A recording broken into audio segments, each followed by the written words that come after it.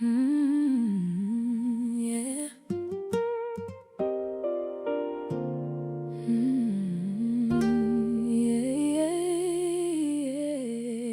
In the days when the judges ruled, there was a famine in the land. And a certain man from Bethlehem in Judah, with his wife and 2 sons, went to reside in the land of Moab. The man's name was Elimelech. His wife's name was Naomi, and the names of his 2 sons were Mahlon and Chilion. They were Ephrathites from Bethlehem in Judah, and they entered the land of Moab and settled there. Then Naomi's husband Elimelech died, and she was left with her 2 sons, who took Moabite women as their wives, one named Orpah and the other named Ruth. And after they had lived in Moab about 10 years, both Mahlon and Chilion also died. And Naomi was left without her 2 sons and without her husband. When Naomi heard in Moab that the Lord had attended to his people by providing them with food, she and her daughters-in-law prepared to leave the land of Moab, accompanied by her 2 daughters-in-law. She left the place where she had been living and set out on the road leading back to the land of Judah. Then Naomi said to her 2 daughters-in-law, "Go back, each of you, to your mother's home. May the Lord show you love and devotion as you have shown to your dad and to me. May the Lord enable each of you to find rest in the home of your new husband." And she kissed them as they wept aloud and said, "Surely we will return with you to your people." But Naomi replied, "Return home, my daughters. Why would you go with me? Are there still sons in my womb to become your husbands? Return home, my daughters. Go on, for I am too old to have another husband. Even if I thought there was hope for me to have a husband tonight and to bear sons, would you wait for them to grow up? Would you refrain from having husbands? No, my daughters, it is much more bitter for me than for you, because the hand of the Lord is gone out against me." Again they wept aloud, and Orpah kissed her mother-in-law goodbye, but Ruth clung to her. "Look," said Naomi, "your sister-in-law has gone back to her people and her gods. Follow her back home." But Ruth replied, "Do not urge me to leave you or to turn from following you.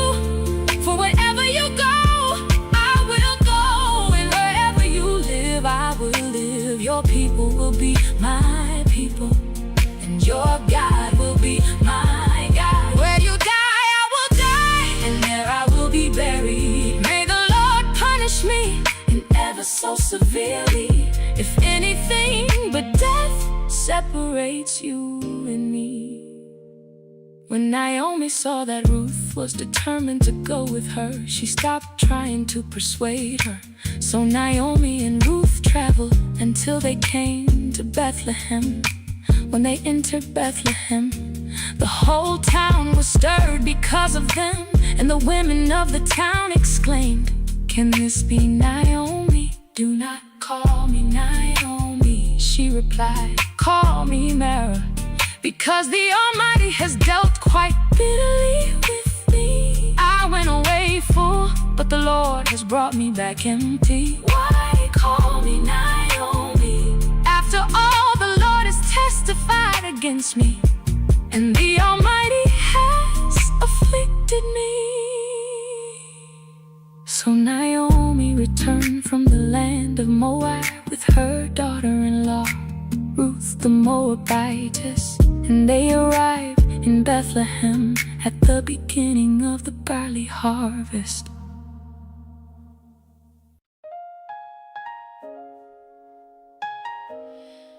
Now Naomi had a relative on her husband's side, a prominent man of noble character from the clan of Elimelech, whose name was Boaz. And Ruth the Moabitess said to Naomi, "Please let me go into the fields and glean heads of grain after someone in whose sight I may find favor." "Go ahead, my daughter," Naomi replied. So Ruth departed and went out into the field and gleaned after the harvesters. And she happened to come to the part of the field belonging to Boaz, who was from the clan of Elimelech. Just then Boaz arrived from Bethlehem and said to the harvesters, "The Lord be with you." "The Lord bless you," they replied. And Boaz asked the foreman of his harvesters, "Whose young woman is this?" The foreman answered, "She is the Moabitess who returned with Naomi from the land of Moab.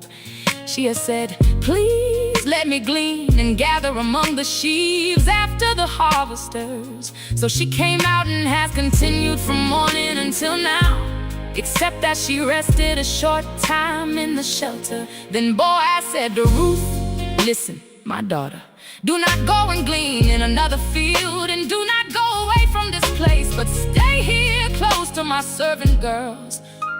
Let your eyes be on the field they are harvesting, and follow along after these girls. Indeed, I have ordered the young men not to touch you, and when you are thirsty, go and drink from the jars the young men have filled." At this, she fell on her face, bowing low to the ground, and said to him, "Why have I found such favor in your eyes that you should take notice of me, even though I am a foreigner?" Boaz replied, "I have been made fully aware of all you have done for your mother-in-law since the death of your husband, how you left your father and mother and the land of your birth, and how you came to a people you did not know before. May the Lord repay your work, and may you receive a rich reward from the Lord, the God of Israel, under whose wings you have taken refuge. My Lord," she said, "may I continue to find favor in your eyes, for you have comforted and spoken kindly to your maidservant, though I am not like one of your servant girls." At mealtime, Boaz said to her, "Come over here, have some bread and dip it into the vinegar sauce."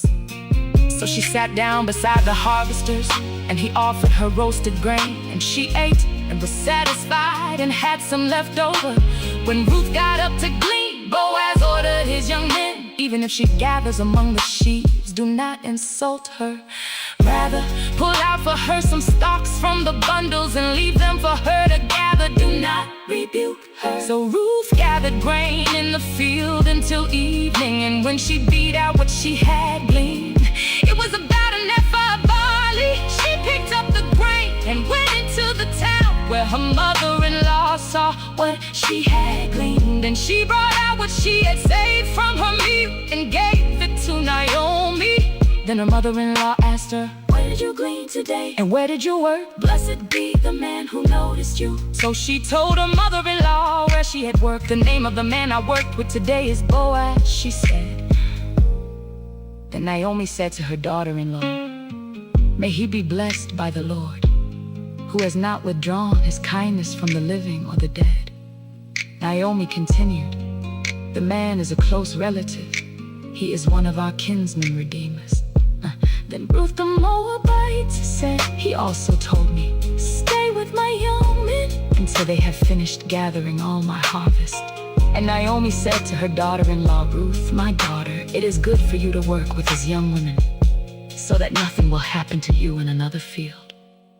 So Ruth stayed close to the servant girls of Boaz to glean grain until the barley and wheat harvests were finished, and she lived with her mother-in-law.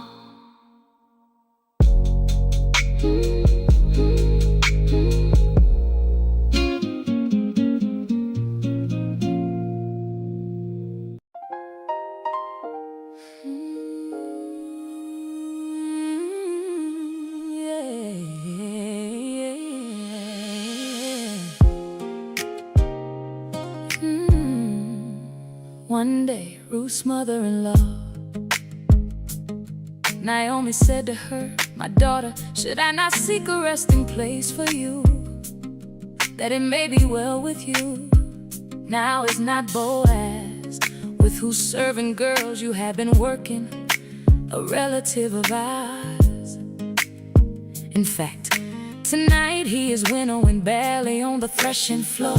Therefore wash yourself, put on perfume, and wear your best clothes. Go down to the threshing floor, but do not let the man know you are there until he has finished eating and drinking. When he lies down, note the place where he lies. Then go in and uncover his feet and lie down, and he will explain to you what you should do." "I will do everything you say," Ruth answered. So she went down to the threshing floor and did everything her mother-in-law had instructed her to do. After Boaz had finished eating and drinking and was in good spirits, he went to lie down at the end of the heap of grain. Then Ruth went and secretly uncovered his feet and lay down. At midnight, Boaz was startled, turned over, and there lying at his feet was a woman. "Who are you?" he asked. "I am your servant Ruth," she replied. "Spread the corner of your garment over me, for you are a kinsman redeemer." Then Boaz said, "May the Lord bless you, my daughter. You have shown more kindness now than before, because you have not run after the younger men, whether rich or poor. And now do not be afraid, my daughter. I will do for you whatever you request, since all my fellow townspeople know that you are a woman of noble character. Yes, it is true that I am a kinsman redeemer, but there is a redeemer nearer than I. Stay here tonight, and in the morning if he wants to redeem you, good, let him redeem you. But if he does not want to redeem you, as surely as the Lord lives, I will now lie here until morning." So she lay down at his feet until morning, but she got up before anyone else could recognize her.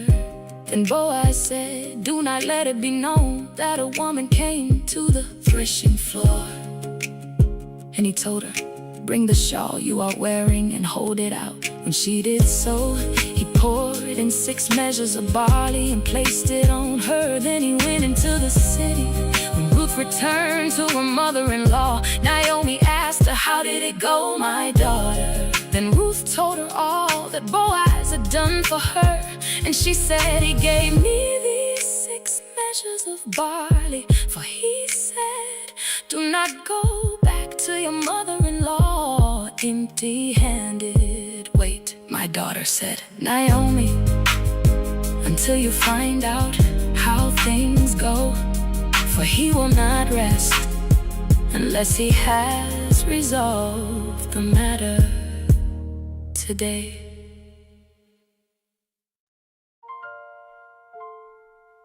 Meanwhile, Boaz went to the gate and sat down there. Soon the kinsman redeemer of whom he had spoken came along, and Boaz said, "Come over here, my friend, and sit down."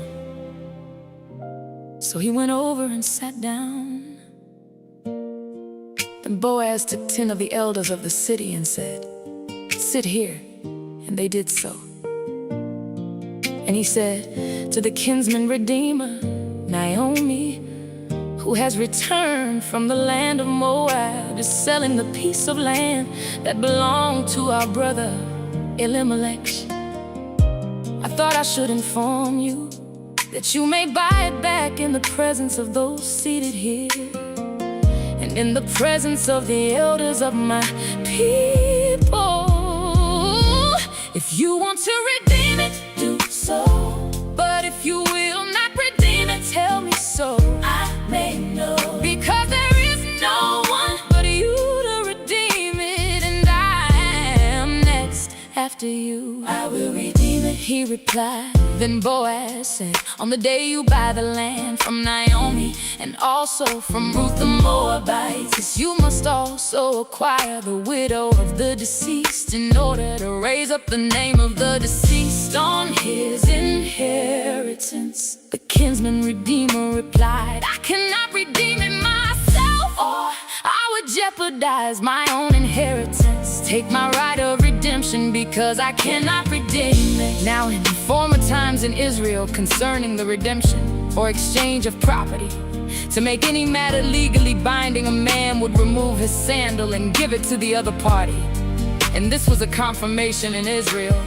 So the kinsman redeemer removed his sandal and said to Boaz, buy it for yourself. At this, Boaz said to the elders and all the people, you are witnesses today that I am buying from Naomi all that belonged to Elimelech, Chilion, and Mahlon. Moreover, I have acquired Ruth the Moabite, my thorn's widow, as my wife to raise up the name of the deceased through his inheritance, so that his name will not disappear from among his brothers or from the gate of his home. You are witnesses today.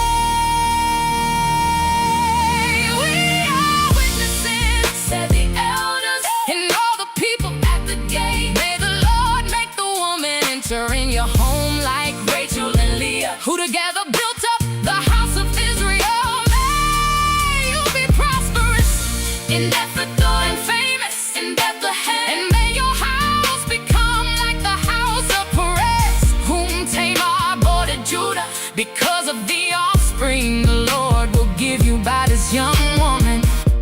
So Boaz took Ruth, and she became his wife. And when he had relations with her, the Lord enabled her to conceive, and she gave birth to a son. Then the women said to Naomi, blessed be the Lord, who has not left you this day without a kinsman redeemer.